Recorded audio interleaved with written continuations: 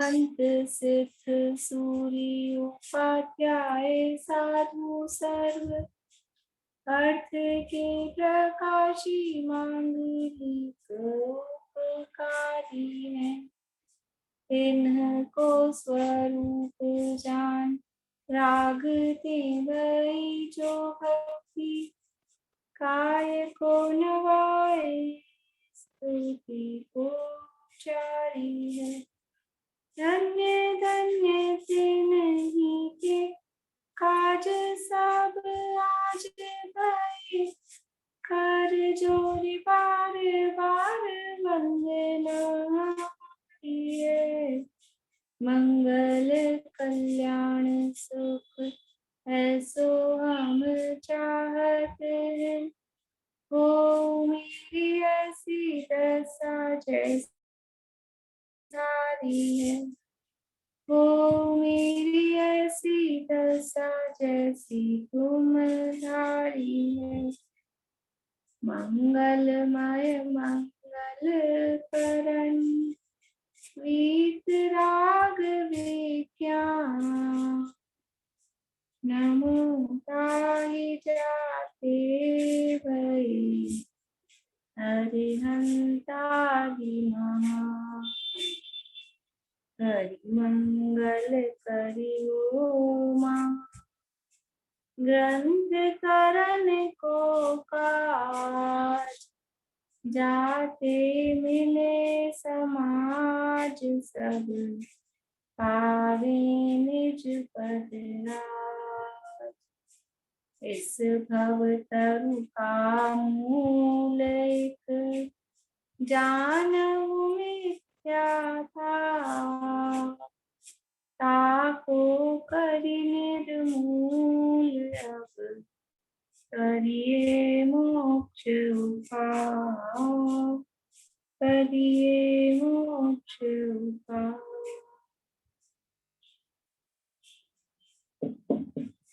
Question answer देखने पहले।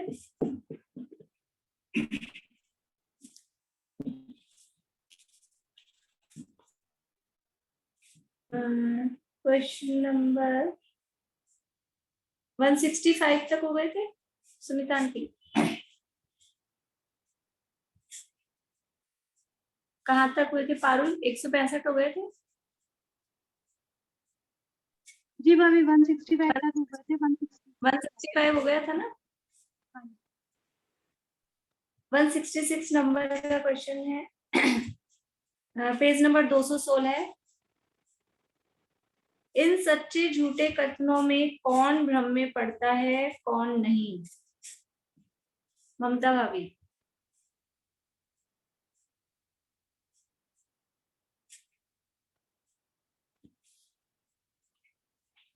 एक बार प्रश्न बोलिए फिर से, प्रश्न नंबर भी बोलिए। Question number 166 page number 216।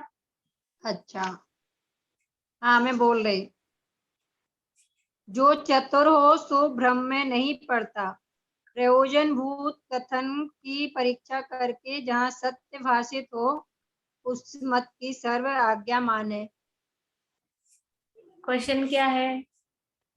कौन भ्रम में पड़ता है कौन नहीं पड़ता है? तो जो चतुर हो वो नहीं पड़ता भ्रम में, और पड़ता कौन है?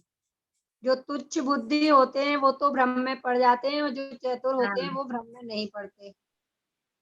हाँ बस, और कुछ आगे लाइन की जरूरत नहीं है। जो तुच्छ बुद्धि होते हैं वो इन सच्चे झूठे कथनों को सुन के भ्रम में पड़ जाते हैं, और जो चतुर होते हैं वो भ्रम में नहीं पड़ते। परीक्षा करने पर कौन सा मत सत्य भाषित होता है और क्यों? पारुल। परीक्षा करने पर जैन मत ही सत्य भाषित होता है क्योंकि इसके वक्ता सर्वज्ञ और वीतरागी होते हैं और वे झूठ नहीं बोलते। हाँ, परीक्षा करने पर जैन मत ही सत्य भाषित होता है क्योंकि इसके वक्ता सर्वज्ञ और वीतरागी। असत्य भाषण किस कारण से होता है? बोले भारती आंटी।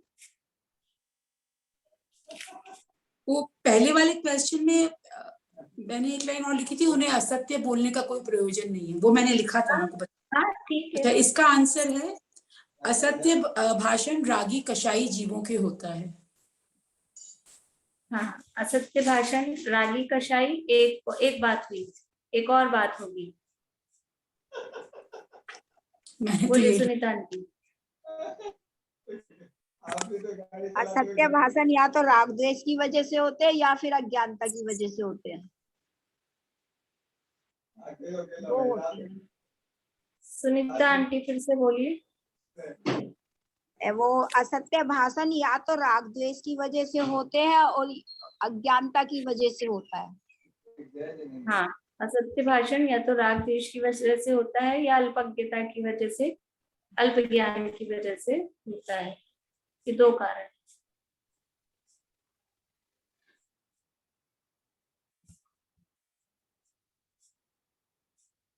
आज्ञा सम्यक्त्व किसे कहते हैं? निशा आंटी। जिन आज्ञा मानने से जो सच्चा श्रद्धान होता है उसको आज्ञा सम्यक्त्व कहते हैं। नहीं,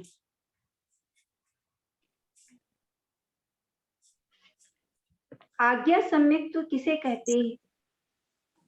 हाँ मैंने आपको ये जवाब जिस दिन क्वेश्चन दिया नहीं था उससे पहले इसका जवाब बताया था, परीक्षा शायद जिन दिया भी होगा। आज्ञा मैं बताती हूँ, जिन परीक्षा पूर्वक जिन आज्ञा मानने से जो सच्चा श्रद्धान होता है उसे जिन आज्ञा सम्यक्त्व कहते हैं।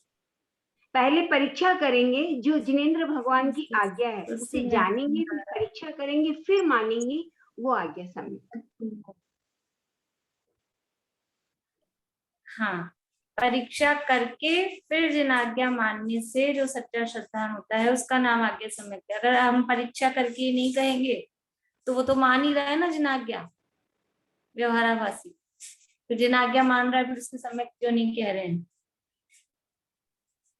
भाभी, हाँ बोलिए। मैंने प्रयोजनभूत मूल तत्वों की भली प्रकार परीक्षा करके लिखा है। हाँ, एक ही सही बात है, प्रयोजनभूत तत्व को और उसका खुलासा करके लिखा, अच्छी बात है। प्रयोजनभूत तत्वों की सही भली प्रकार से परीक्षा करके जिन आज्ञा मानने से जो सच्चा श्रद्धान हो उसका नाम आज्ञा सम्यक्त्व है। वास्तविक आज्ञा विचय धर्म ध्यान क्या है? वास्तविक आज्ञा विचय धर्म ध्यान क्या है? प्रीति बोलो। परीक्षा करके जिन आज्ञा मानकर सच्ची श्रद्धान पूर्वक एकाग्र चिंतवन होने का नाम आज्ञा विचय धर्म ध्यान। हाँ ठीक है, परीक्षा पूर्वक जिन आज्ञा में एकाग्र चिंतन होने का नाम आज्ञा विचय धर्म ध्यान। ठीक है, बिना परीक्षा एक और ले लेते हैं, ये वाला पेज पूरा हो जाएगा। यदि बिना परीक्षा के आज्ञा मानने से सम्यक धर्म ध्यान हो जाए तो क्या दोष आएगा?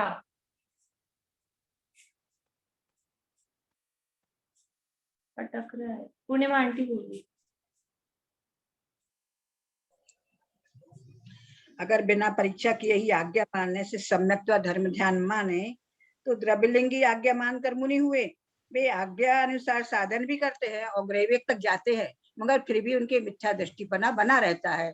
इसलिए बिना परीक्षा किए वो धर्म ध्यान वगैरह आदि सब सम्यक्त्व के कारण नहीं है। हुआ? आवाज नहीं आई? एक्चुअली मेरा नेटवर्क स्लो है, आप लोगों को तो आ रही ना, और लोगों को सबको आवाज? मुझे अच्छे से आवाज नहीं आई। फिर से मेरे ख्याल से ठीक ही था जवाब। बिना परीक्षा नहीं आ रही है। फिर से बोल रही मैं, बिना परीक्षा किए ही आज्ञा मानने से सम्यक्त्व धर्म ध्यान हो जाए तो द्रव्यलिंगी मुनिराज आज्ञा मानकर मुनि हुए और आज्ञा अनुसार साधन वगैरह करके ग्रैविक तक गए, फिर भी उनका मिथ्या दृष्टिपना बना रहा। सो इस प्रकार से मात्र आज्ञा मानने से सम्यक्त नहीं होता है। अभी नहीं आई क्या? मैं आ रही है लेकिन मुझे कट कट के आ रही है। आप लोगों को मेरी ठीक आ रही क्या आवाज? आ रही आ है, रही आ रही बराबर है। आ रही। मैं इसमें कुछ ऐड कर सकती हूँ? हाँ आ रही है। ये आ रही है एकदम। तो मुझे आप लोगों की कट कट के आती है, फिर मैं बोलती हूँ, आप लोग सुनिए अगर मेरी ज्योति सही जी, मैं आती इसमें है आगे तो। ऐड कर दूं, एक लाइन और मैंने लिखी है इस क्वेश्चन के आंसर में। एक्चुअल में मुझे उन्होंने पूरा जो बोला ना वो बहुत अच्छे से समझ में नहीं आया, पर अभी फिर उन्होंने मेरी आपको आवाज मेरी सही आ रही है तो मैं बोलती हूँ, क्वेश्चन आंसर बाद में कर लेंगे फिर। मेरी नहीं, सही आ रही है? इसी आ क्वेश्चन के रही। आंसर में एक लाइन मैंने और ऐड की थी, वो पूछ रही थी वो इसमें आएगा क्या आंसर। भारती आंटी आप कुछ बोल रहे हैं, मेरे को आपकी लोगों की आवाज अच्छे से नहीं आ रही है, इसलिए मैं ये बात आपको बाद में बताऊंगी। आप लोगों की आवाज मुझे कट कट के आ रही है। आप भी बोल लीजिए दीदी। हाँ देखिए, ठीक है, आप बताओ। अपनी चर्चा चल रही। क्वेश्चन आंसर अपन ये वाला, ये 165, ये जो भी नंबर था 170, वो भी अपन बाद में कल वापस देख लेंगे। ये लास्ट में ठीक होगा तो लास्ट में देख लेंगे। अपनी चर्चा चल रही है सांसारिक प्रयोजनार्थ धर्मधारक व्यवहाराभासी के अंतर्गत, पेज नंबर 219 पे। कि जो सांसारिक प्रयोजनों की सिद्धि के लिए जिन धर्म को धारण करते हैं वो पापी हैं, ऐसा यहाँ पर पंडित जी साहब ने कहा है। कि सांसारिक प्रयोजनों के लिए यानी अपनी आजीविका के लिए, अपने रुपया पैसा धन दौलत के लिए, नाम बढ़ाई के लिए, विषय विषयों की पूर्ति के लिए यदि जिन धर्म धारण करते हैं तो वो वास्तव में पापी है। तो प्रश्न किया कि हिंसा आदि के द्वारा जिन कार्यों को कर रहे हैं वही कार्य हम धर्म करके करें तो अच्छी बात है ना। हम आजीविका कर रहे थे पाप करके, अब हम पूजा पाठ करके अपनी आजीविका चला रहे हैं तो हिंसा से बच गए, अच्छी बात है। लेकिन कह रहे हैं कि धर्म का साधन वो जो पाप का काम था और धर्म का काम, वो दोनों का एक साधन करने से वो पाप ही होता है। यानी जिस चीज, जो काम जहाँ करना चाहिए या जो काम जिस रूप में करना चाहिए उसको उसी रूप में करना वो उचित होता है।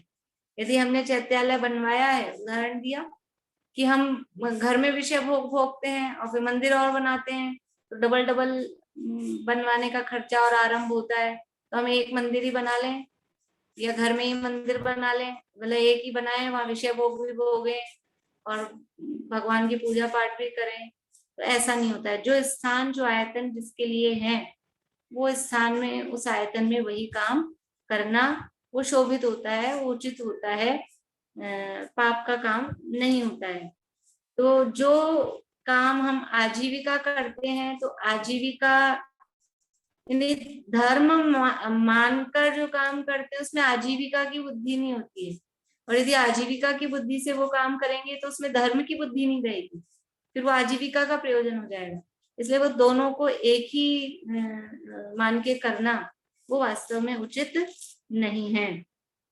पूजा पाठ आदि कार्यों में आजीविका का प्रयोजन विचारना वो योग्य नहीं है, ऐसा यहाँ पर उन्होंने कहा। अब आगे है 219 पेज पे प्रश्न बीच में।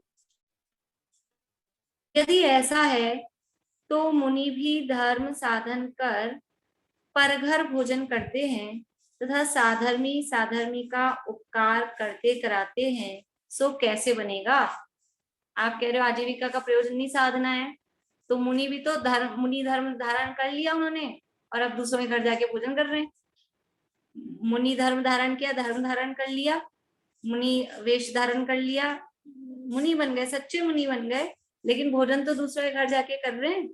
और हम भी साधर्मी एक दूसरे को बुलाते हैं, कभी कहीं बाहर जाते हैं, कोई विद्वान आते हैं, कोई साधर्मी बाहर से आता है, हम कहीं जाते हैं तो आपस में एक दूसरे को बुलाते हैं, और कोई कभी कोई जरूरत होती है तो साधर्मी का उपकार करते हैं।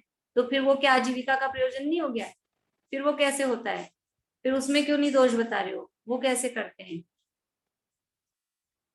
आवाज आ रही है ना सही? ठीक है।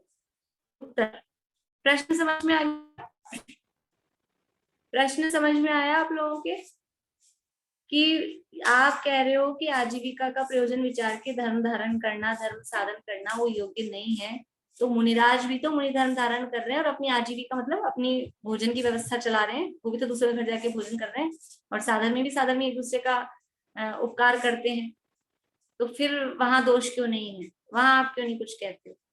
सो कैसे बनेगा? प्रश्न उत्तर, वे आप तो कुछ आजीविकादि का प्रयोजन विचार कर धर्म साधन नहीं करते, उन्हें धर्मात्मा जानकर कितने ही स्वयमेव भोजन उपकार आदि करते हैं, तब तो कोई दोष है नहीं। यदि वो मुनि इसलिए बने कि मूड मुड़ाए 3 गुण सिर की मिट गई खाज, खाने को लड्डू मिले लोग कहे महाराज, यदि वो इसलिए मुनि वेश धारण कर रहा है तो पापी ही है।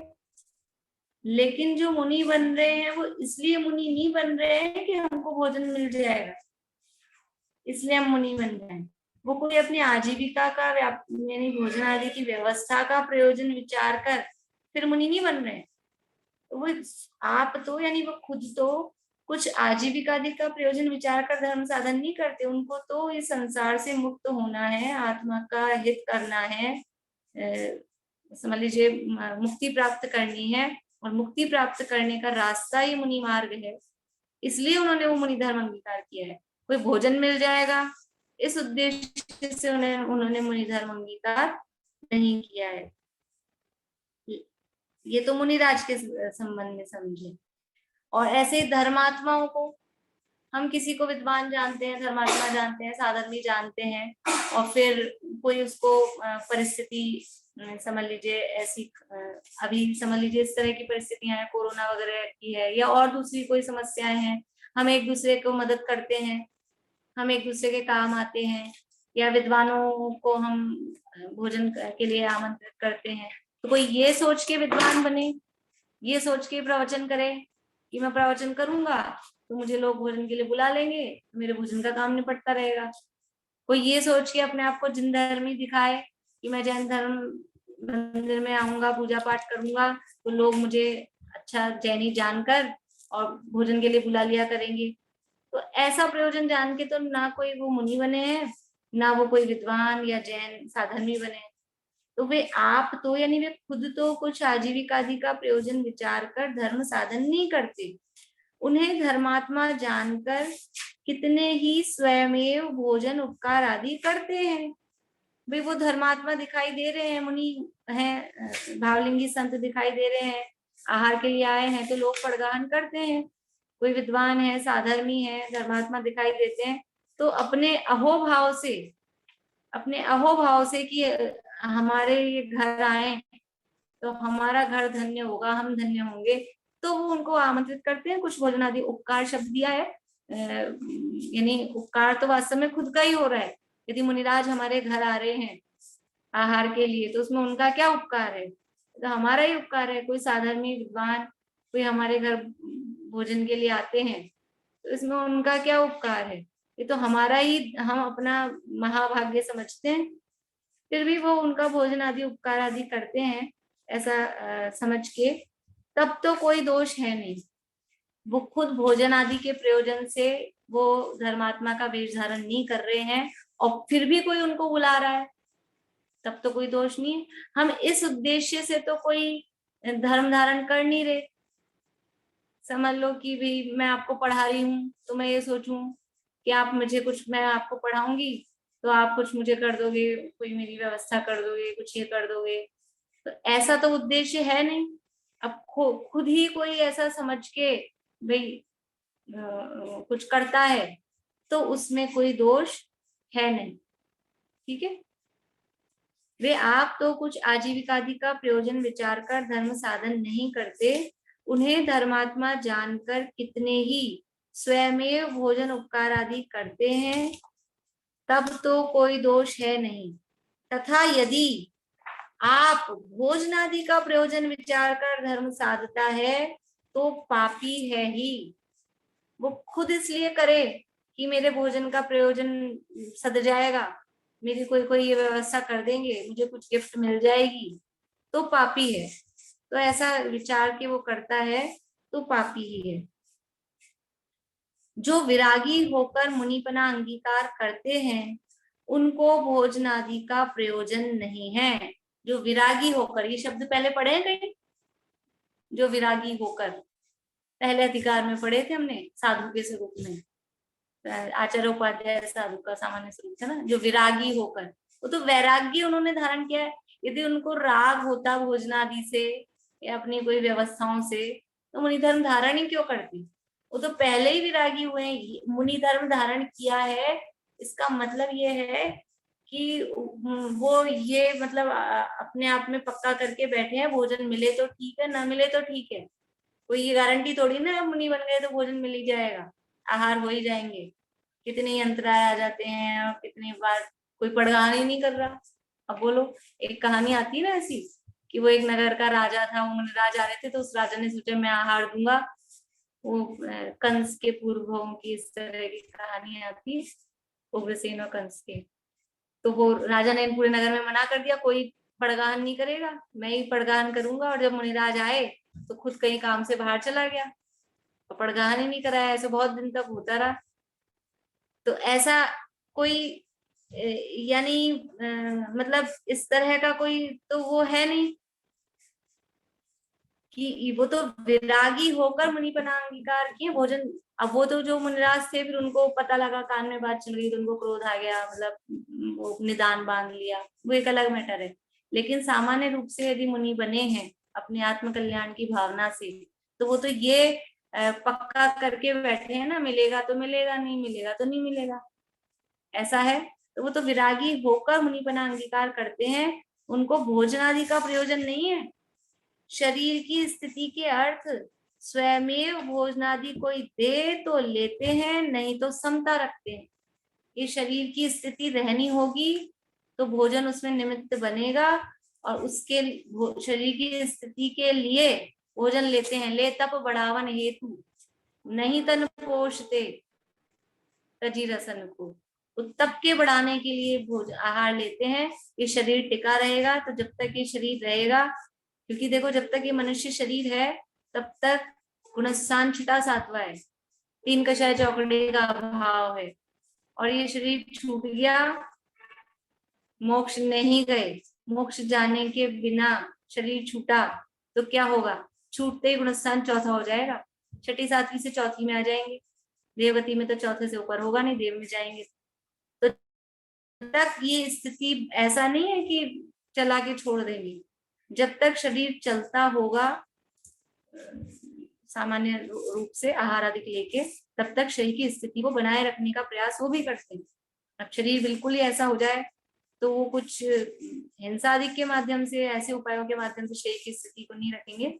लेकिन आहार लेकर शरीर की स्थिति चलती हो, तो शरीर की स्थिति के अर्थ उसकी स्थिति के लिए स्वयं, लेकिन शरीर की स्थिति के लिए ले रहे हैं, लेकिन वो भी कैसे? मांग मांग के नहीं कि मैं साहब मेरे को भोजन दे दो, मेरे को आहार दे दो, मेरी शरीर टिका रहे, मैं तब कर लूं। स्वयं अपने आप कोई भोजनादि दे, और वो नवधा भक्ति पूर्वक, वो सारी जो बातें मुनिराज के संबंध में, स्वयं भोजनादि कोई दे तो लेते हैं, नहीं तो समता रखते हैं। ये तो मुनिराज की बात हुई। साधर्मी भी है अगर, तो उसमें उनमें भी इतना रहता है कि मांग के लेने की इस तरह की प्रवृत्ति नहीं। मान लो कोई ऐसी उसमें है परिस्थिति में, तो भी कोई स्वयं कोई कह दे दे, बुला ले, आमंत्रण दे दे तो चले जाएंगे। अदरवाइज वो भी सामान्य रूप से साधर्मी है गृहस्थ, तो वो भी इतनी समता रखता है कि मिले तो ठीक है, ना मिले तो ठीक है। इस उस पे वो जो भी त्याग आदि करते हैं, इस बल पे करते हैं। तो शरीर की स्थिति के अर्थ स्वयं भोजनादि कोई दे तो लेते हैं, नहीं तो समता रखते हैं। संक्लेश रूप नहीं होते, परिणामों में संक्लेश नहीं करते, संक्लेश रूप नहीं होते, कषाय नहीं करते, तथा अपने हित के अर्थ धर्म साधते हैं। क्या करते हैं? अपने हित के लिए, हित के अर्थ यानी अपने हित के प्रयोजन से धर्म साधते हैं। उपकार करवाने का अभिप्राय नहीं है। उनका अभिप्राय क्या है? उनका उद्देश्य क्या है? उनका लक्ष्य क्या है? उनका लक्ष्य है कि धर्म की साधना करना। कोई मेरा उपकार कर दे, कोई मेरे को माने, पूजे, सम्मान दे, भोजनादि दे, और कुछ व्यवस्थाएं करे, रुपया पैसा धन दौलत दे, ये अभिप्राय नहीं है। अपना हित का अभिप्राय है। अपने हित के अर्थ धर्म साधते हैं। उपकार करवाने का अभिप्राय नहीं है। ये तो मायाचारी है ना, यदि ये सोच के धर्म साधना करे कि हमको कुछ ये इस तरह का लाभ हो जाएगा, भी धर्म करने वाले को ऐसा ऐसा होता है, लोग भोजन के लिए बुलाते हैं, लोग व्यवस्थाएं जुटा देते हैं, ऐसा सोचकर यदि कोई बाहरी धर्म धारण करता है तो मायाचार है, पापी है। अपने हित के लिए धर्म धारण किया जाता है जिससे वो दुख से निकलकर और उत्तम सुख में पहुंचे। तो अपने हित के लिए धर्म धारण करते हैं, उपकार करवाने का अभिप्राय नहीं है। और आपके जिसका त्याग नहीं है वैसा उपकार कराते हैं। उपकार भी कौन सा कराएंगे? ये मुनिराज के आहार लेने का त्याग नहीं है, दूसरों के घर जाके आहार लेते हैं उसका उनके त्याग नहीं है, तो वो उपकार करा लेंगे, आहार ले लेंगे। लेकिन साहब कोई लाके दे रहा है कपड़े, जैसे आदिनाथ मुनिराज के साथ हुआ, कोई लाके दे रहा था ऐसे थाली में सजा के 56 भोग ला के दे रहे हैं, कोई कपड़े जेवर गहने लाके दे रहे हैं, कोई अपनी लड़की लाके दे रहे हैं कि शादी कर लो। तो जो अपना जो करवाने योग्य है वही करवाएंगे। कि भाई भोजन लेने का त्याग नहीं है तो भोजन लेंगे, लेकिन ऐसा नहीं चाहे जो भी कुछ वो करेगा तो वो कुछ भी ले लेंगे, कुछ भी उपकार कराएंगे। आपके जिसका त्याग नहीं है वैसा उपकार कराते हैं। कोई साधर्मी को बुलाए और फिर वो उपकार करके कुछ भी समझ लो ऐसी वस्तु बनाई भोजन में जो हम नहीं खाते हैं, तो वो कैसे भी इन्होंने बुलाया है तो अपन खा लो, ऐसा थोड़ी ना होगा। आपके जिसका त्याग नहीं है वैसा काम कराते हैं, जिस चीज का अपने त्याग है वो काम नहीं कराएंगे, वैसा उपकार कराते हैं। कोई साधर्मी स्वयं उपकार करता है तो करे, न करे तो कुछ संक्लेश होता नहीं है। कोई साधर्मी खुद ही उपकार कर रहा है तो करे, और वो भी कौन सा उपकार करवा रहे हैं जिसका उनके त्याग नहीं है। उपकार करवा रहे हैं मतलब वो जो उपकार कर रहा है और वो ऐसा उपकार कर रहा है कि जिसका कोई त्याग नहीं है, निषेध नहीं है, तो ठीक है। लेकिन यदि कोई नहीं कर रहा है तो ये सोचे क्यों नहीं कर रहा है, कुछ कर ही नहीं रहे, कैसे साधर्मी है, कुछ कर ही नहीं रहे, संक्लेश नहीं करते। यदि ना करे तो उन्हें कुछ संक्लेश होता नहीं, सो ऐसा तो योग्य है। परंतु आप ही आजीविकादि का प्रयोजन विचार कर बाह्य धर्म का साधन करे, जहां भोजनादि उपकार कोई न करे वहां संक्लेश करे, याचना करे, उपाय करे अथवा धर्म साधन में शिथिल हो जाए तो उसे पापी ही जानना। यदि आजीविका का प्रयोजन, अपने भोजन आदि की व्यवस्था का प्रयोजन जानकर कोई धर्म साधन कर रहा है तो वो वास्तव में वो तो पापी है। और यदि कोई नहीं कर रहा, मान लो बन तो गया मुनि और आहार ही नहीं मिल रहा, ये बन गया कोई त्यागी व्रती, अब वो समझ लो ऐसा हुआ भोजन में साधारण सी, जब वो त्यागी व्रती नहीं था तब वो देखता था त्यागी व्रतियों को खूब माल मिष्टान बनते हैं, और जब वो हो गया खुद त्यागी व्रती तो देखा कि सामान्य दाल रोटी मिल रही है, तो संक्लेश परिणामों में आकुल, अरे कुछ बना ही नहीं रहे, मिठाई नहीं बना रहे, कुछ अच्छी सामग्री ही नहीं बना रहे, ऐसा कुछ परिणामों में संक्लेश करता है। याचना करे, ये बना लेना, आपने ये नहीं बनाया बहुत दिनों से भोजन में, ये बना लेना, ऐसा याचना करे। उपाय करे, मुंह से डायरेक्ट नहीं बोले तो कुछ कुछ और तरीकों से उपाय करे। अथवा धर्म साधन में शिथिल हो जाए कि अब अपन ने धारण तो कर लिया धर्म, लेकिन अपने को वो जिस प्रयोजन से अपने आजीविका आदि के प्रयोजन से किया था अब वो हो नहीं रहा, तो धर्म साधन में ही शिथिल हो जाए कि ठीक है कुछ किया तो किया, नहीं किया तो नहीं किया, ऐसा उसे तो पापी ही जानना, वो तो सांसारिक प्रयोजनार्थी है। इस प्रकार सांसारिक प्रयोजन सहित जो धर्म साधते हैं वे पापी भी हैं और मिथ्या दृष्टि तो है ही, मिथ्या दृष्टि तो वो है ही, वो अपने आप को समझ रहे हैं हम सम्यक दृष्टि धर्मात्मा हो गए, इसीलिए तो व्यवहाराभासी हैं जो अपने आप को सम्यक दृष्टि धर्मात्मा। यदि सम्यक दृष्टि धर्मात्मा नहीं मान रहा अपने आप को तो वो मिथ्या दृष्टि है, लेकिन ये व्यवहाराभासी मिथ्या दृष्टि, ये है तो मिथ्या दृष्टि लेकिन अपने को मान रहा है सम्यक दृष्टि। तो इस प्रकार सांसारिक प्रयोजन सहित जो धर्म साधते हैं वे पापी भी हैं और मिथ्या दृष्टि तो है ही। इस प्रकार जिनमत वाले भी मिथ्या दृष्टि जानना। कोई सोचे कि जैन धर्म धारण में पैदा हो गए, जिनमत में हो गए तो हम तो सम्यक दृष्टि हो गए, ऐसा नहीं है। जिनमत में भी जैनी होकर भी मिथ्या दृष्टि रहते हैं, और अकेले जैनी होकर ही नहीं, यहाँ तो जिनमत वाले भी शास्त्र पढ़कर भी। ये व्यवहाराभास आया कहाँ से? व्यवहार शास्त्रों में तो पढ़ा कि ये निश्चय है, ये व्यवहार है, तो निश्चयाभास हुआ कि व्यवहाराभास हुआ। शास्त्र पढ़कर भी मिथ्या दृष्टि ही रहे, उनको मिथ्या दृष्टि ही जानना। देखिए अभी बहुत ही समझ लीजिए फेमस प्रकरण है। एक क्वेश्चन, ये पैराग्राफ के बीच में एक लाइन है, आपके जिसका त्याग नहीं है वैसा उपकार कराते, इसका क्या मतलब हुआ? वैसा उपकार कराते हैं का मतलब है कहकर कराते हैं ये नहीं।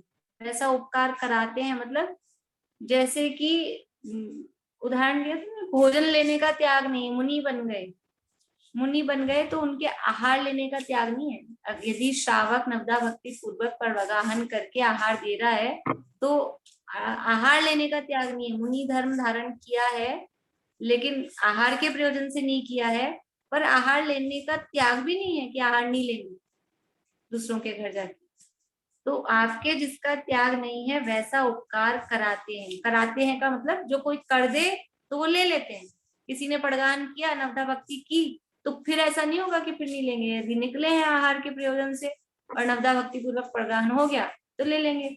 लेकिन जिसका त्याग है कि कोई अंतराय आ गया, कोई दोष लग गया, दिखाई दे रहा है, तो उसका त्याग है, फिर नहीं लेंगे, फिर छोड़ देंगे, वैसा उपकार नहीं कराएंगे। यदि अंतराय आ जाता है, दोष आ जाता है तो नहीं लेंगे। आपके जिसका त्याग नहीं है वैसा उपकार कराते हैं। यथा योग्य गृहस्थों में भी उस हिसाब से समझ लेना चाहिए। देखिए अब है उक्त व्यवहाराभासी धर्म धारकों की सामान्य प्रवृत्ति। ये जो व्यवहाराभासी हैं अभी तक के जो बताए 3 प्रकार के, कौन कौन से 3 प्रकार के बताए हैं अभी तक? मोना भाभी हैं, बोलिए मोना भाभी, कौन कौन से 3 प्रकार बताए अभी तक? कुल अपेक्षा, हाँ भाभी, एक तो कुल धारक, कुल धारक, कुल अपेक्षा धर्म, हाँ कुल अपेक्षा धर्म धारक व्यवहाराभासी, परीक्षा रहित आज्ञानुसारी धर्म धारक व्यवहाराभासी। निशांति आप म्यूट होइए। परीक्षा रहित धर्म धारक व्यवहाराभासी, और तीसरे सांसारिक प्रयोजनार्थ धर्म धारक व्यवहाराभासी। ठीक है, बढ़िया। और चौथा कौन से है? चौथा है धर्म बुद्धि से धर्म धारक व्यवहाराभासी। बढ़िया। तो अभी तक जो 3 की चर्चा हुई अपनी, कुल अपेक्षा धर्म धारक, परीक्षा रहित आज्ञानुसारी और सांसारिक प्रयोजनार्थ धर्म धारक। इन धर्म धारकों की सामान्य जनरल सबकी किस प्रकार की प्रवृत्ति होती है, इनका आचरण, आचरण मतलब बाहर में जो प्रवृत्ति है, क्रियाएं हैं, वो किस प्रकार की होती है वो बता रहे हैं। देखिए अब इनके धर्म का साधन कैसे पाया जाता है सो विशेष बतलाते हैं। यानी विद्वानों में, प्रवचनों में 220 नंबर का पेज, ये बहुत समझ लो फेमस है।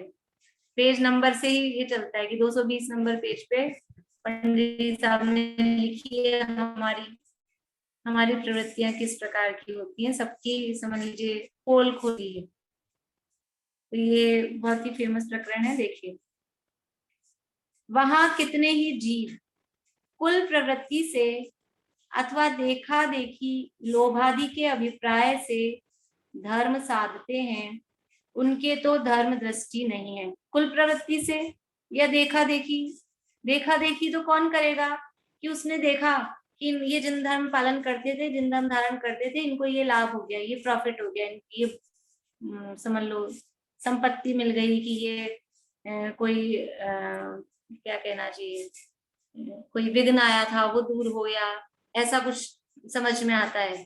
तो वो देखा देखी धारण कर लेता है कि अपने को भी फिर करना चाहिए, कि अपने भी ये विघ्न दूर हो जाए, कि अपने को भी ये संपत्ति मिल जाए। तो ऐसा या फिर कुल प्रवृत्ति से करता है।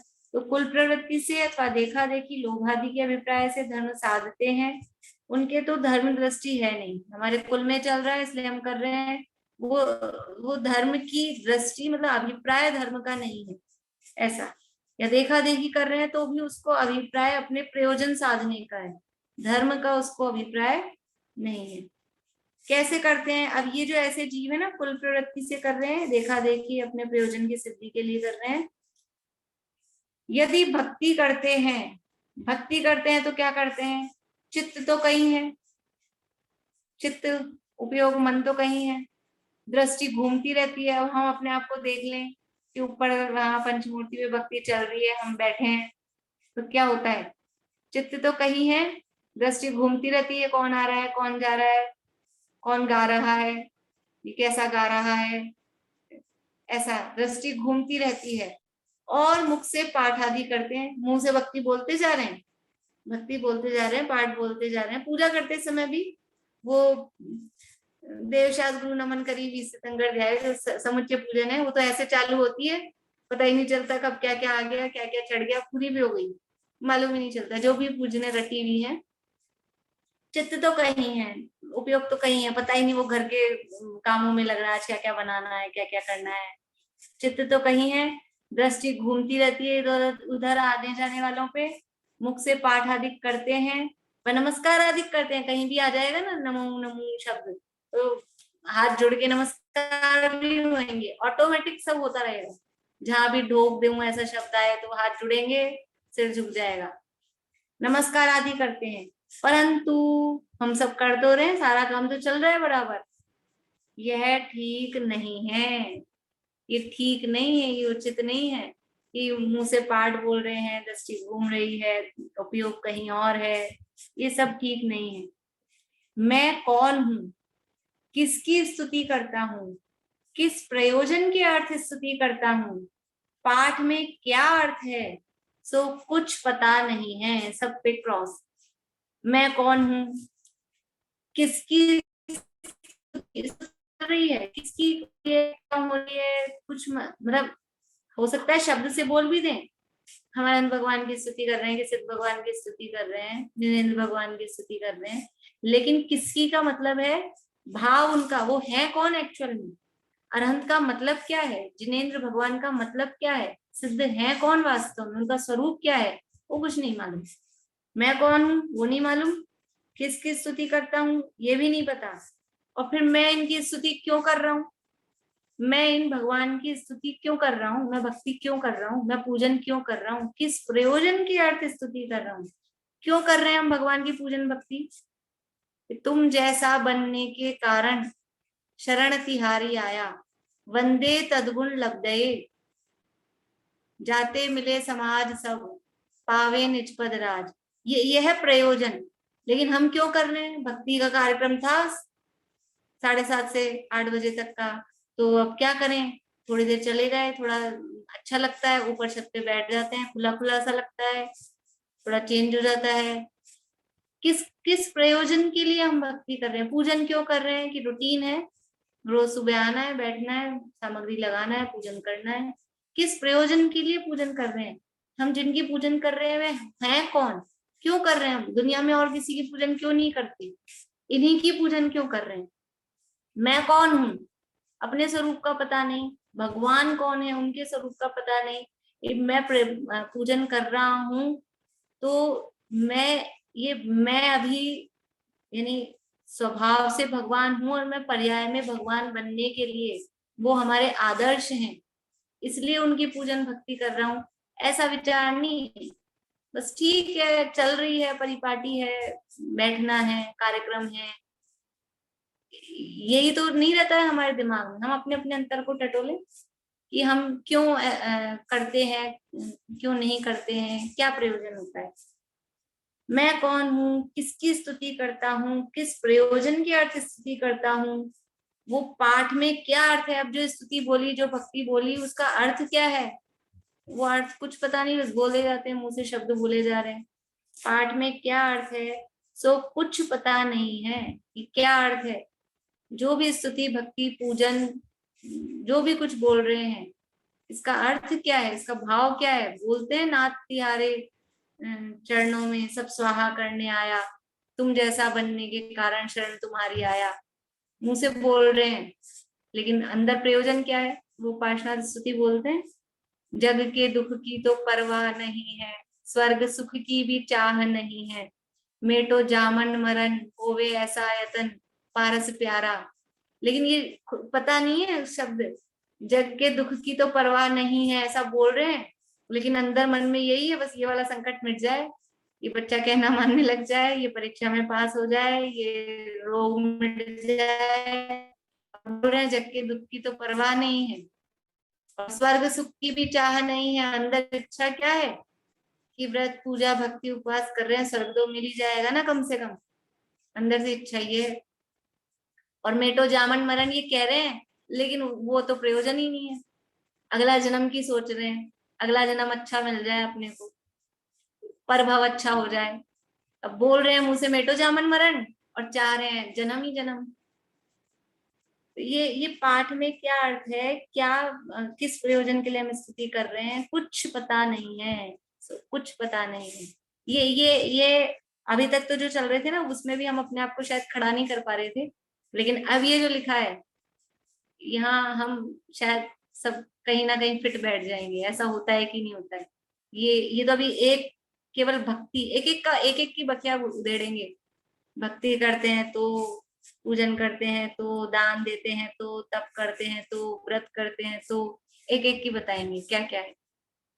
तो ये अब ये जो पढ़ के ये तो समझ लेना है कि रटने जैसा, रटना मतलब अंदर से, कि अब हम जब ये काम करें, भक्ति कर रहे हों और यदि दृष्टि कहीं घूम रही है, उपयोग कहीं और जा रहा है, तो तुरंत ये विचार आए कि अरे हमारा उपयोग कहाँ जा रहा है, ये दृष्टि कहाँ जा रही है, किसके ऊपर जा रही है, क्यों भक्ति कर रहे हैं।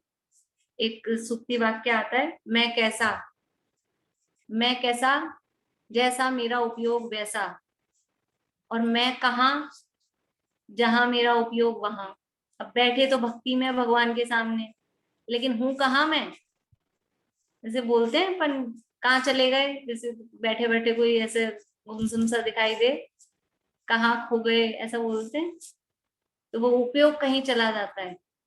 तो मैं कैसा जैसा मेरा उपयोग, हमारा उपयोग जैसा चल रहा है, रागी द्वेषी क्रोधी मानी मोही, वैसा मैं। और यदि उपयोग में ज्ञान चल रहा है तो मैं ज्ञान स्वभावी।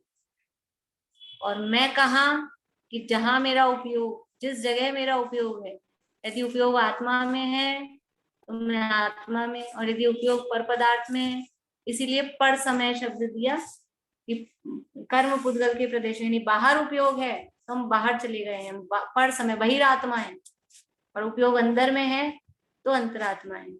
इस तरह से ये अभी इतना अपन ने पढ़ा है, आगे और चर्चा कल करेंगे।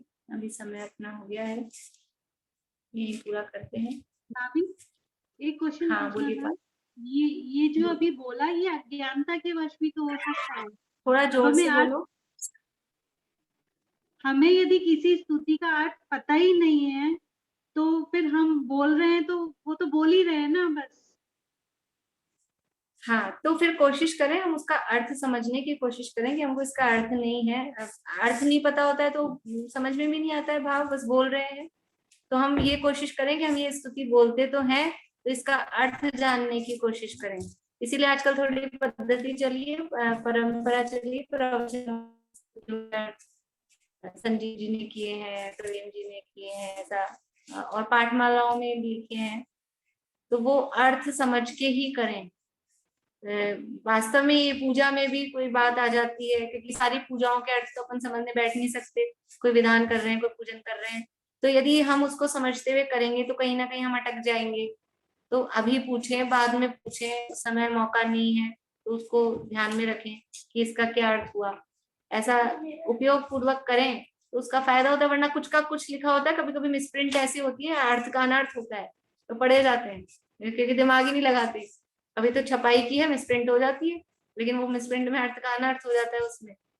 पर जो लोग ध्यान से यानी अर्थ लगाते हुए पढ़ते हैं वो पकड़ लेते हैं, नहीं तो चलता रहता है। पकड़ने के कुछ लिए बोल रहे अर्थ हैं आना पारुल, भी आप तो म्यूट चाहिए। हो। पकड़ने के लिए अर्थ आना अपन भी धीरे धीरे चाहिए। कोशिश करेंगे, जितना पढ़ा है ना, जितना पढ़ा है उतना धीरे धीरे कोशिश करेंगे ना समझने की, तो निकलने लगता है। थोड़ी सी problem Hindi medium English medium की हो सकती है, जरूर इंग्लिश मीडियम वालों को वो हिंदी की उसमें वो जरूर समस्या होती है, इसलिए हमको अपनी मातृभाषाओं पे भी कमांड पूरी रखनी चाहिए। हिंदी आजकल तो संस्कृत प्राकृत और सीखने का जमाना है, संस्कृत तो चली रही है, प्राकृत भी, ताकि हम खुद सेल्फ वो अर्थ समझने में वो कैपेबल हो जाएं। ये चलिए, और किसी का प्रश्न है? नहीं, जिनवाणी से करते हैं।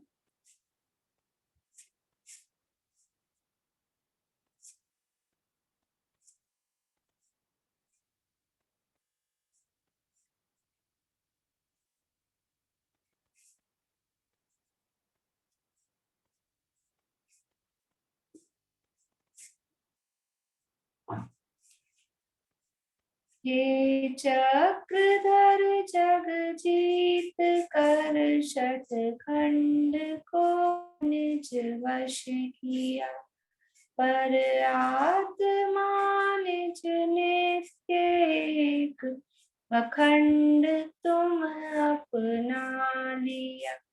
हे ज्ञान घन अरनाथ जिन धन धान्य को टुकरा दिया, विज्ञान घन आनंद घन निज आत्मा को